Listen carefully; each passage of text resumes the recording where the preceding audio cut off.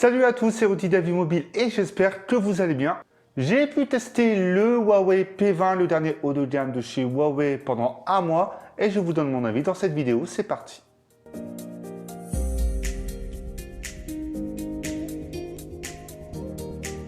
Et oui, le Huawei P20 est le dernier smartphone haut de gamme de chez Huawei avec plusieurs variantes, c'est-à-dire le P20 Lite et le P20 Pro. Or, ce P20 est tout simplement dans l'ombre du P20 Pro comme le Galaxy S9 avec le S9 Plus. Côté design, par contre, il se démarque face aux smartphones de chez Samsung, mais pas face aux autres smartphones sortis cette année, puisque leur cloche est désormais présente sur tous les smartphones de 2018. C'est tellement saut 2017 avec l'iPhone 10 et ce sera tellement saut 2018 et 2019. Mais pour cette année, il y a quand même quelques résistants à l'envahisseur. Est-ce qu'on peut dire qu'il y a des similitudes ou des différences entre le P20 et l'iPhone 10? Eh bien oui, il y a quand même quelques petites différences, mais globalement, sur l'aspect design, on sent l'inspiration. Face au P10, eh bien, Huawei fait quelques changements comme l'écran bord à bord et 19/9, malgré que le cadre dépasse un peu et grossit justement ses bords. On retrouve toujours le lecteur d'empreintes digitales sur l'avant, même si j'aurais préféré sur l'arrière, mais cela amène justement cet aspect très épuré au dos.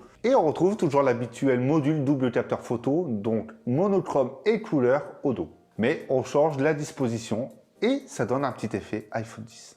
Malgré tout ça, je ne suis pas contre l'inspiration puisque ce smartphone est excellent globalement en termes de design. Il est très bien fini, il n'y a pas de défaut, visuellement c'est très épuré. Huawei propose vraiment un smartphone réussi sur cet aspect.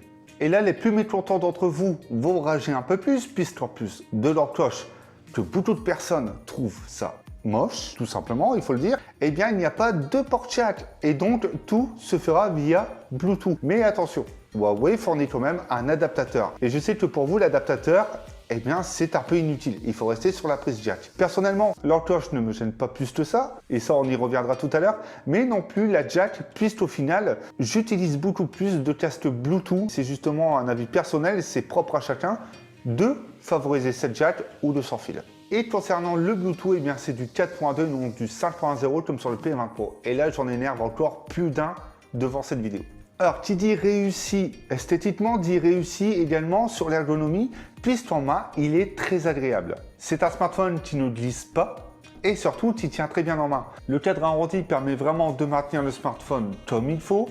L'arrière est vraiment très tranché, mais permet quand même un bon maintien. On peut également noter que faire du bord à bord restera assez simple, mais par contre, pour aller chercher l'écran sur la hauteur, pas du tout. Et cela peut être dû justement au lecteur d'empreintes qui se situe sur le bas. Car pour moi, un écran sans ce lecteur d'empreintes aurait été encore plus intéressant. Alors oui, le verre est salissant et surtout, vous souhaitez protéger le smartphone, eh bien, d'office, dès que vous ouvrez la boîte, vous trouverez un verre trempé déjà posé sur le smartphone et une coque en silicone transparente. Et si on parlait un peu de l'écran de ce Huawei P20? Eh bien, tout simplement, c'est un écran TFT LCD de 5,8 pouces. C'est un écran 19/9 et pour être plus précis, 18.7/9. Il est de définition Full HD et de 429 pixels par pouce. Pour vous, c'est un peu du charabia, mais venons-en aux faits. Cet écran est très bon. Malgré que ce soit un écran TFT, eh bien le contraste, le rendu des couleurs est tout simplement excellent. Et en plus de ça, l'écran est vraiment très lumineux. Mais il est vrai que la molette aurait été plus intéressante, comme sur le Mate 10 Pro ou même le P20 Pro. D'ailleurs, si vous souhaitez voir le test du Mate 10 Pro, je vous mets la fiche juste ici. Vous l'avez compris, l'écran lui-même est très bon, même excellent et surtout peut-être paramétré pour s'adapter à votre goût. Il y a deux choses à retenir, l'encoche. Et bien tout simplement, certaines applications seront adaptées et d'autres non. Même lorsque l'application sera adaptée, il y aura une petite zone d'ombrage sur le haut de l'écran, mais en plus de ça, ce sera un peu plus foncé sur certaines couleurs. L'autre chose avec cette encoche, c'est lorsque vous regardez cette vidéo. Parce que oui, cette encoche, vous pouvez la cacher logiciellement, mais cela grossit les bords, donc déjà sont assez larges avec le lecteur d'empreintes et vous aurez quasiment la même chose sur le haut. Alors pour ceux qui souhaitent profiter du plein écran, c'est pas la meilleure solution. Mais lors du visionnage d'une vidéo, eh bien tout simplement, cette bande noire va s'activer. Vous aurez donc ce format 18/9, mais pas un visionnage plein écran. Ce P20 est fourni avec Android 8.1 8.0 Oreo et EMUI 8.1.0. Il y a une mise à jour une quinzaine de jours après le lancement officiel du smartphone. Globalement, rien ne change et je me répète, cette interface n'a pas trop évolué et elle reste toujours aussi fluide, toujours aussi efficace, toujours aussi bien travaillée, rapide et surtout sans bug. Huawei supprime également son application messagerie. Alors, dommage, moi je l'apprécie vraiment bien, mais il la remplace par l'application message de Google. Pourquoi ce changement? C'est tout simplement pour l'adapter à l'intelligence artificielle. Et c'est vrai que lorsqu'on a une montre connectée, ou même nous sommes connectés sur d'autres appareils, il est facile de récupérer ces données plus facilement. Vous avez également plusieurs styles de navigation. Donc le lecteur d'empreintes digitales, ce bouton Home avec plusieurs gestes. Vous avez également la barre de navigation traditionnelle dans l'interface et attention, la petite barre style Apple avec quelques petits gestes supplémentaires. Donc cette fois, ce sera vraiment fait en sorte que le plein écran soit exploitable. Il y a également deux petites choses qui dérangent. La première, c'est les bloatware présents. Et ouais, il y a un partenariat avec certaines marques et donc certaines applications style booking.com. Enfin bref, la deuxième chose, c'est l'interface photo. Elle a été changée et c'est vraiment dommage puisqu'on pouvait naviguer comme on voulait à travers les modes n'importe où sur l'écran. Et à l'heure actuelle, la nouvelle, eh bien, je la trouve rétrogradante. C'est-à-dire, j'ai l'impression d'utiliser un smartphone de chez Huawei d'il y a au moins 2 ans et c'est vraiment dommage. Le fait que ce Huawei P20 ne soit pas certifié IP68 mais IP53, donc simplement résistant aux éclaboussures d'eau et pas totalement à l'eau, il y a le lecteur d'empreintes digitales, donc qui permet certains gestes pour la navigation, mais également pour déverrouiller le smartphone. Et comme ses prédécesseurs haut de gamme, ça reste l'un des plus rapides du marché. J'aurais préféré l'avoir à l'arrière, plus intuitif pour ma part, et surtout des gestes plus intéressants concernant la navigation dans les galeries, prise de photos, etc. Autre chose, Huawei intègre la reconnaissance faciale. Et oui, on peut déverrouiller son smartphone simplement en le regardant. Et ça fonctionne vraiment très bien. Vous pouvez rajouter des lunettes, un petit accessoire. Généralement, ça fonctionne plus ou moins bien. Si vous ne retournez pas de suite, ça prendra peut-être 1 seconde ou 2, mais ça déverrouillera le smartphone. Par contre, si votre visage est trop chargé, ou il y a trop de changements dessus, ou même que la luminosité baisse, eh bien, il faudra tout simplement passer par le lecteur d'empreintes digitales. On n'est pas sur un système à la Face ID sur Apple, c'est juste une reconnaissance faciale de chez Google. Il y a également l'intelligence artificielle qui a encore été une fois améliorée, c'est-à-dire elle n'est plus présente que pour la photo, elle est également présente sur tout le smartphone. Et en parlant IA, on va parler de la caméra. Ce module double photo est de 12 millions de pixels en couleur et 20 millions de pixels monochrome. Et oui, nous n'avons pas le capteur 40 mégapixels, mais c'est pas grave puisque ce capteur s'en tire vraiment très bien. Et il y a également une évolution face au Mate 10 Pro. La balance des blancs est vraiment bien gérée, le rendu des scènes également, mais c'est vrai que parfois on sentira un petit retrait face à d'autres hauts de gamme, c'est-à-dire sur le lissage et sur le détail. Et surtout, on a une approche un peu différente qui peut être appréciable. On a un mode portrait qui a évolué, c'est-à-dire maintenant on a un mode ouverture pour travailler le bokeh et un mode portrait qui propose plusieurs styles de scène, donc qui peut être intéressant et qui ressemble fortement à l'iPhone 10. Donc c'est plus ou moins bon, mais on sent déjà que l'effet bokeh, parfois, comme c'est logiciel, on a quelques détails qui ne sont pas floutés et c'est plus ou moins la même chose sur ces modes portrait. Et on retrouve ce mode aussi bien sur l'arrière que sur l'avant. L'intelligence artificielle, on y vient.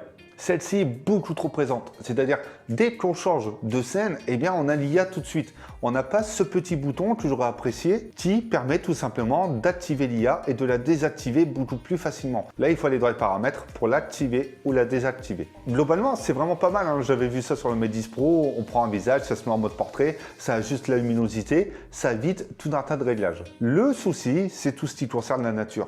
C'est beaucoup trop saturé, c'est beaucoup trop irréaliste sur le smartphone. Enfin, ça, c'est mon avis. Et on a également le mode qui reconnaît le chat. Eh bien, tout simplement, j'ai des chats chez moi, je veux les prendre en photo, ça m'active ce mode et ça lisse beaucoup trop l'animal. Il y a certaines choses à voir, mais vraiment, l'idée est là et ça peut éviter justement d'aller sur le mode pro pour activer certains réglages. Pour parler du mode nuit, eh bien, tout simplement, ce mode est vraiment pas mal. Donc oui, il faut rester 2 à 3 secondes sur place, parce que ce mode prend plusieurs clichés sous plusieurs expositions. Ceux qui souhaitent par exemple prendre un monument et réussir leur photo, ce mode peut être vraiment pas mal. Alors les deux capteurs sont stabilisés et ce qui est intéressant, c'est que la vidéo a été améliorée également sur la stabilisation. C'est-à-dire en 1080p 60 fps et la 4K, eh bien ça reste toujours pas stabilisé. Sur l'avant, la stabilisation n'est pas présente et c'est vraiment dommage puisqu'avec un capteur de 24 mégapixels, une stabilisation aurait été intéressante même si c'était électronique. Vous pourrez également créer des super slow motion, c'est-à-dire une vidéo en 960 images secondes en HD, tout simplement. Ce n'est pas réellement exploitable. Et en plus de ça, il faudra saisir vraiment le bon moment. Si vous appuyez au mauvais moment, vous n'aurez pas votre super slow motion. Une amélioration serait vraiment bien de la part de Huawei et surtout que l'on puisse l'intégrer directement lors d'une vidéo. Mais pour le moment, ça paraît plus comme un petit gadget. Côté audio, il n'y a pas de port jack comme vu tout à l'heure, mais également la présence d'un seul haut-parleur. Mais on trouve également le Dolby Atmos intégré. Il est présent et qu'on ne peut pas le désactiver, il reste activé en permanence. Mais vous aurez justement plusieurs pré-réglages et notamment un mode personnalisable. Globalement, ce haut-parleur, eh bien, il tire trop sur les aigus et sur les médiums, même plus sur les aigus que sur les médiums, et les basses sont parfois un peu en retrait. Alors c'est pas mal, mais le son est également un peu étouffé et parfois un peu trop criard puisque les aigus sont trop présents. En ce qui concerne la qualité réseau, eh bien, il n'y a rien à dire. L'accroche est bonne, la réception 4G est vraiment excellente, même pour l'accroche Wi-Fi, rien à dire. Surtout que Huawei intègre certains paramètres d'accélération de ses connexions. Notons qu'il est possible depuis le Mate 10 Pro de pouvoir utiliser deux cartes SIM en même temps pour naviguer sur le web, ce que l'on appelle le double surf 4G.